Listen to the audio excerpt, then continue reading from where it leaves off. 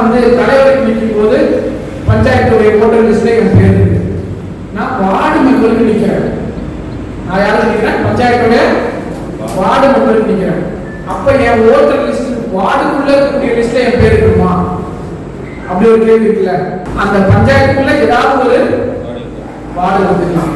ஆனா நீங்க மென்ஷன் பண்ணும்போது சொல்லணும், நான் 2வது வார்டுல உறுப்பினரா நிற்கிறேன், ஆனா 1வது வார்டுல என்னோட ஓட்டர் லிஸ்ட்ல நம்பர் இருக்குது அப்படின்னு சொல்லலாம். அதே மாதிரி உங்களுக்கு நாமினேஷன் ஃபைல் பண்ணும்போது கூட நாமினி ஒருத்தரை கூட்டு போவீங்களா, அவங்களுக்கும் ஓட்டர் லிஸ்ட் இந்த பஞ்சாயத்துக்குள்ள இருக்கும். எங்கேயோ இருக்கிற கூட்டு வந்து என் சொந்தக்காரரு அப்படின்னு சொல்லி அவர் பேர்ல தான் நீங்க அவர் நாமினேஷன்ல கூட அவர் பேரை தாக்கல் பண்ணுறாரு. நீங்க தாக்கல் பண்ணும்போது அவங்களுடைய ஓட்டர் லிஸ்ட் கேட்பாங்க, அவங்களும் ஊர்க்காரங்க தான் இருக்கும். இது ரொம்ப ரொம்ப முக்கியமான தகவலாக இருக்கும். அதே மாதிரி ரொம்ப முக்கியமானது யூனியன் கவுன்சிலுக்கும் சரி மாவட்ட கவுன்சிலருக்கும். யூனியன் கவுன்சிலர்னா அந்த யூனியனுக்குள்ள வள்ளியூர் யூனியனுக்குள்ள ஒரு ஓட்டர் லிஸ்ட்ல உங்க பேர் இருக்குது, அது இருந்தா போதுமா?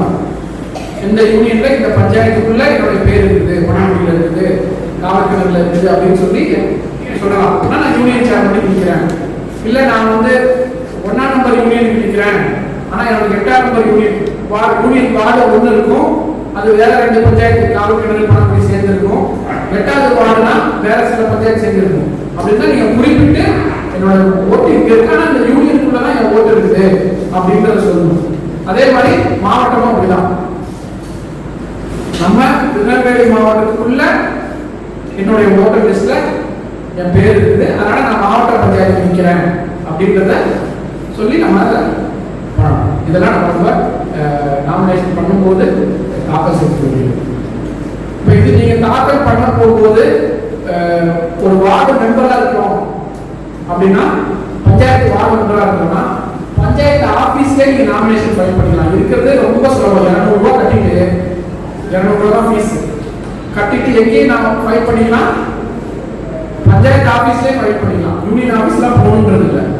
தலைவராக இருந்தீங்கன்னா ஒரு 600 ரூபாய் கட்டணும். 600 ரூபாய் கட்டிட்டு ஒரு 20 ரூபாய் ஸ்டாம்ப் பேப்பர் இருக்கும். ஸ்டாம்ப் பேப்பர்ல ஒரு நோட்டரி பப்ளிக் கிட்ட அத்தாட்சி வாங்கி நான் இந்த ஊரு இந்த டீடைல்ஸ் வாங்கிட்டு யூனியன் ஆபீஸ்ல போய் ஃபைல் பண்ற மாதிரி இருக்கும். அதே மாதிரி ஒன்றிய கவுன்சிலர் மாவட்ட கவுன்சிலர் அவங்க எல்லாமே ஃபைல் பண்ணுவாங்க. ஃபீஸ் பாத்தீங்கன்னா 200 ரூபாய் வார்டு மெம்பருக்கு, 600 ரூபாய் யாருக்கு? தலைவருக்கு. இதுலயுமே வந்து எஸ்சி எஸ்டி பிரதிநிதியாக இருந்தாங்கன்னா 50% ஃபீஸ் கம்மியா கட்டலாம். 200 ரூபாய்க்கு 100 ரூபாய் கட்டலாம், 600 ரூபாய்க்கு 300 ரூபாய் கட்டலாம்.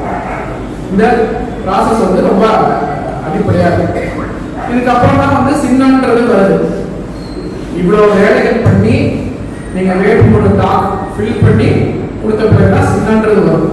வேட்புமனுலையும் வார்டு மெம்பருக்கு ரொம்ப பேசிக்கான வேட்புமனு தான், எதுவும் பெருசா சிக்கல் இருக்காது. பேசிக்கான வேட்புமனு தான்.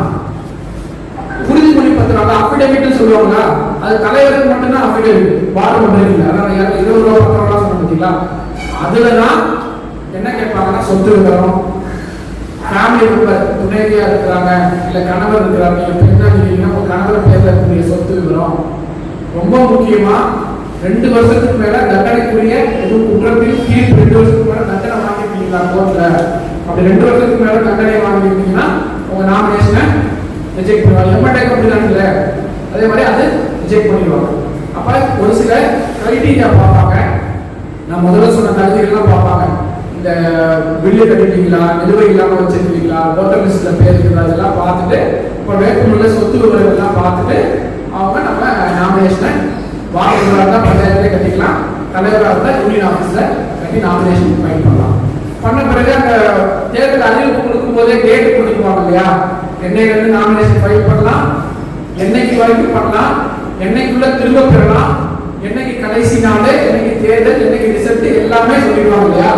அதுல வேட்புமனு கடைசி நாளுக்கு அப்புறம் உங்க வேட்புமனு எல்லாம் ஏற்றுக்கொள்ளப்பட்டுச்சுன்னா நம்மளுடைய சின்னங்கள் தேர்வு செய்யணும். சின்னங்கள் பஞ்சாயத்தா இருந்துச்சு அப்படின்னா எல்லாமே சுயேட்சை சின்னம் தானே, பஞ்சாயத்துல எல்லாமே சுயேட்சை சின்னம் தான். அப்ப குழுக்கள் முறையில எடுப்பாங்க. இப்ப 4 வேட்பாளர் வந்து தலைவருக்கு வேட்புமனு அக்செப்ட் பண்ணி தேர்வாகி 4 பேர் இருக்கிறாங்கன்னா குழுக்கள் முறையில சின்னங்களை தேர்ந்து எடுத்து கொடுப்பாங்க. மற்ற கட்சி சின்னங்கள் இருந்தால் கட்சி சார்பாக லெட்டர் கேட்பாங்க, இவர் தான் இந்த கட்சி சார்பாக யூனியன் கவுன்சிலரா நிற்கிறாரு, மாவட்ட கவுன்சிலரா நிற்கிறாரு அப்படின்னு சொல்லி கட்சியில இருந்து லெட்டர் கேட்பாங்க. இதுதான் ஒரு வேட்பாளரா நீங்க அறிவிச்சு வேட்புமனு தாக்கல் பண்ணி அதோட ரெகுலேஷன் பார்த்து இடஒதுக்கீடு என்னங்கிறத பார்த்து நம்ம தாக்கல் செய்யற வரைக்கும் கவனிக்க வேண்டிய விஷயங்களா இருக்கு. பேரூராட்சி நல்ல கேள்வி கேட்டாங்க. பேரூராட்சி, நகராட்சி, மாநகராட்சி இதெல்லாம் வந்து நகர்ப்புற உள்ளாட்சியில வருது. அது பஞ்சாயத்துக்குள்ள வருமா? பஞ்சாயத்து சட்டத்துக்குள்ளே வராது. அது தனி சட்டம், தனி ரூல்ஸ், தனி நிர்வாகம். ஊராட்சின்னு பார்த்தா நம்ம பார்த்துட்டு இருக்கிற இந்த 4 பொறுப்புகளுக்கு தான் தேர்தல் நடக்குது. லைட் கூட போடலாம். இந்த 4 பொறுப்புகளுக்கு தான் தேர்தல் வருது. வார்டு மெம்பருக்கு, தலைவருக்கு, யூனியன் கவுன்சிலருக்கு, டிஸ்ட்ரிக்ட் கவுன்சிலருக்கு. பேரூராட்சியுடைய பொறுப்பு வந்து பிப்ரவரி மாசம் வரைக்கும். அதுக்கு தேர்தல் தனியா அறிவிச்சாங்க அப்படின்னா அப்ப நீங்க வந்து அந்த தேர்தல் அப்பதான் பார்க்கணும். அப்ப அது வந்து தனி ப்ராசஸ். நீங்க எல்லாமே பேரூராட்சி அலுவலகத்திலே பண்ற மாதிரி தான் இருக்கும். முழுக்க நீங்க அது கட்சி சின்னமோ சுயேட்சை சின்னமோ நீங்க அது பேசிதான் பண்ற மாதிரி இருக்கும். பஞ்சாயத்து தேர்தல் தனியா அறிவிச்சாங்கன்னா தனியா இருக்கும். அதோட நிர்வாக முறையே வேற. அங்க ஈஓ தான் தேர்தல் நடத்தும் அலுவலராக இருப்பாரு. இங்க வந்து பிடிஓ இருப்பாரு கிராம பஞ்சாயத்துக்கு. அங்க வந்து ஈஓ எக்ஸிக்யூட்டிவ் அதாரிட்டி இருப்பாங்க. மாவட்டம் முழுக்க கலெக்டர் வந்து தேர்தல் நடத்தும்